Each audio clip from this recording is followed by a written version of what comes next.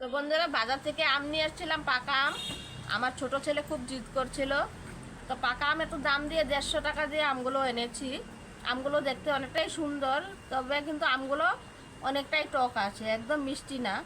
আধা টক মানে অল্প টক অল্প মিষ্টি, এরকম ধরনের আমগুলো।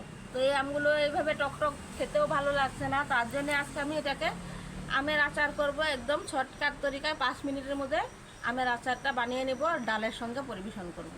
তো আমগুলোকে আমি ছুলে কেটে নেই। আম কেটে নিয়েছি, আমের কালারটা দেখে কিন্তু বোঝা যায় না যে এটা টক হবে, তবে কিন্তু এটা আমটা অল্প টক টক আছে, তার জন্য আমি আচারটা করে নেব। কাটা হয়ে গেছে, এবার আচারটা বানিয়ে নেব। বানানোর জন্য আমি প্রথমে দিয়ে দেবো অল্প সরষের তেল।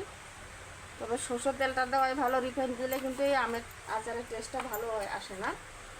আমের আচার বলো টমেটো আচার বলো, আমি কিন্তু সরষের তেলে দিয়ে থাকি। তো এই ফোড়নে কিন্তু অন্য কিছু দেওয়ার আর প্রয়োজন নেই। এখানে দেব গোটা গোটা শস্য অল্প দিয়ে দেব। তো শস্যটা দেওয়ার পরে কিন্তু একটু সাবধানে দেবে, কারণ অনেকটাই ফুটে যায়। শস্যটা দিয়ে সরে যাবে। শস্য ফুটে একদম কালো কালো হয়ে গেছে, এখন আমগুলো দিয়ে দেব।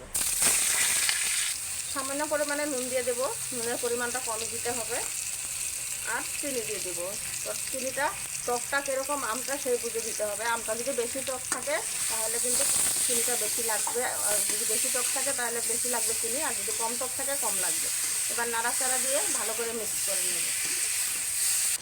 তো আর চিনিগুলো গলে যখন এরকম সুন্দর একটা কালার এসে যায়, তখন একটু জল অ্যাড করতে হবে।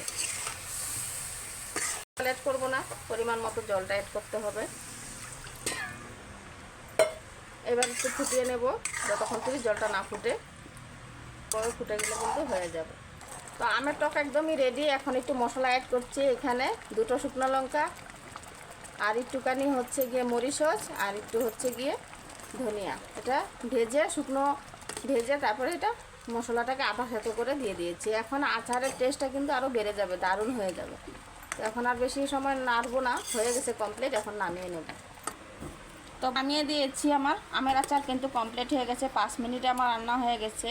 তো ঝটপট করে যখনই ঘরে টক আম আসবে এইভাবে কিন্তু আচার বানিয়ে খেতে পারো। নাহলে কিন্তু আমগুলো এমনিতে ফেলানো যেত। তো আমগুলোকে এখন দেখো সবাই চেটে পুটে খাবে।